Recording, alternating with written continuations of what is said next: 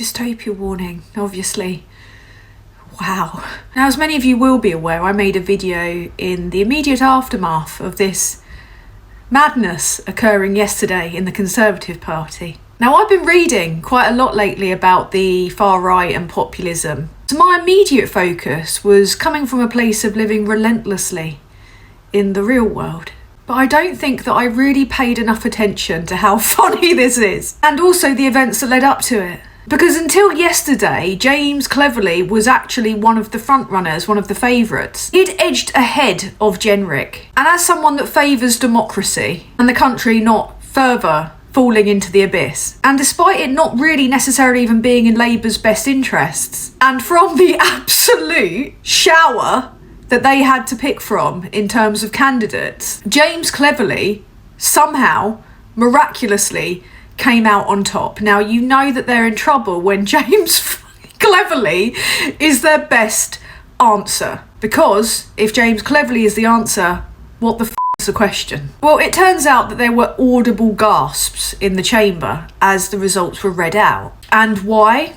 Because it turns out that the Tory MPs were voting tactically, weren't they? Something that they and their mates in the press had been laying into us for, in terms of creating rather successful tactical vote campaigns to get them out of power. But it turns out they cocked it up, didn't they? You see, they thought that Cleverly was safe and they were trying to edge out one of the other candidates. We all know that there's been a bunch of coups against Bad Enoch in particular.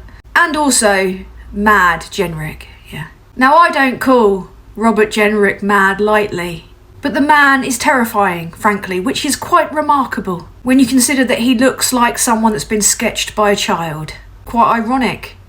Also, because he tore down murals that would have made refugee children feel welcome. Not only has he been on the old Ozempic, but he's also got himself a nice little National Front hairstyle, hasn't he? Is he doing it to tart himself up for the Tommy Robinson lot? Well, I guess time will tell, won't it? You see, these two, Genrich and Bad Enoch, they'd had a pretty shocking run-up to the final rounds of the leadership contest. Robert Genrich claimed that the SAS were killing rather than capturing terrorists because of those pesky human rights. We can't let human rights get in the way of the public feeling safe. Yeah, because people would be well safe with you, wouldn't they? You mad bastard. And Badenoch pulled out a absolute blinder by suggesting that maternity pay is excessive.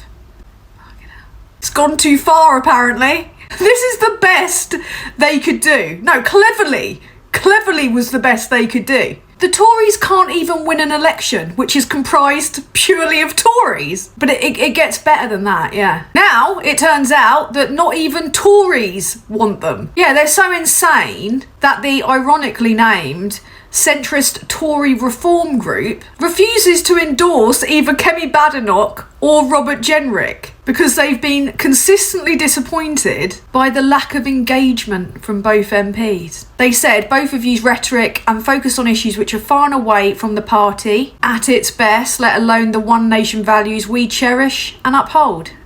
No shit. So yeah, I can see the funny side of this, but the moment that their almighty cock-up was revealed, Sky News gleefully dropped another story about Labour, this time relating to Taylor Swift, which is unfortunately proving my point when it comes to the tactics of the media broadly. You see, under the Conservatives, the media would obfuscate, downplay, or just completely ignore obvious signs of corruption and scandal. Under Labour, what they're doing is creating subtext that suggests that there's a scandal. The difference is night and day. In this instance, Yvette Cooper was given Taylor Swift tickets by her husband, the ridiculously named Ed Balls. Now, what they're trying to do is make out that Yvette Cooper only put on extra security for Taylor Swift because she was attending the gig. The Eras Tour brought huge amounts of revenue to Britain, and Taylor Swift actually donated more in terms of helping food banks and donating to charity. The only reason security was even put on is because in Vienna the week before there was a terror plot against Taylor Swift, and she also had extra security in other cities in Britain, which Yvette Cooper and Labour MPs didn't even attend.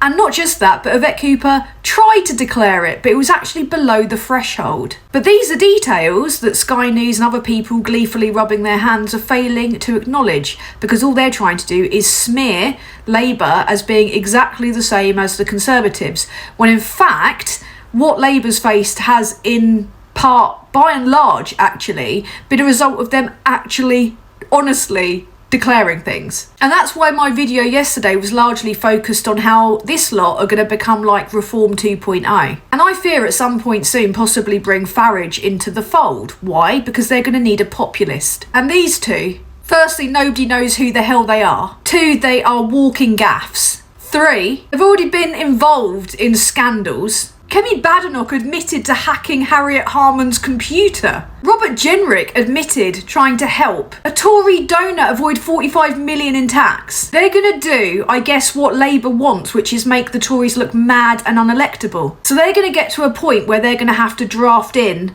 a con man. And there's no bigger con man than Farage. So what the backbenchers, the groups, the factions need to do is deal with this problem pretty quickly. So we're probably going to see another leadership contest pretty soon, I'd imagine. Because Badenoch is defensive, arrogant in her communication style. Robert Genrich has the cold dead eyes of a killer, and he's also pretty arrogant. Neither of them can admit making any form of mistake, and there's only so far that the papers can spin it before they have to kind of, pull out the big guns. So I'm anticipating another leadership contest in the next couple of years. And in the meantime, this goes over to the Tory members who are batshit and chose her to be leader in the past. It's like the maddest lottery ever. And James Cleverly, instead of licking his wounds, admitting that his team muffed up spectacularly, has written a letter to Labour based on dubious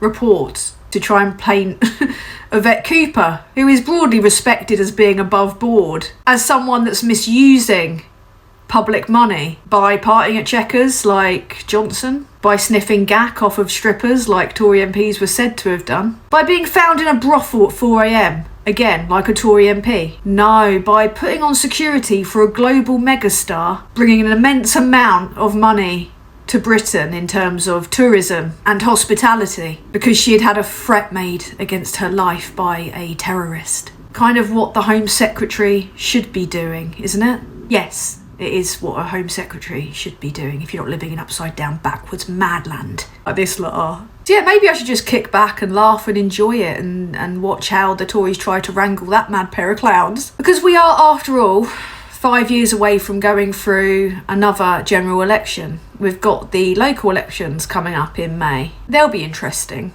And they'll give us an indication into whether or not what Reform are gassing on about is actually true. And it'll also give a good insight into just how many people in this country are really buying the bullshit, won't it? Labour needs to get on top of its comms. It needs to implement press reform. But I think it could also dedicate a couple of days of its life to just laughing at this madness, frankly. I know I will. Again, saying fuck the Tories is surplus to requirements, isn't it? Because they, over and over again, tend to fuck themselves nowadays.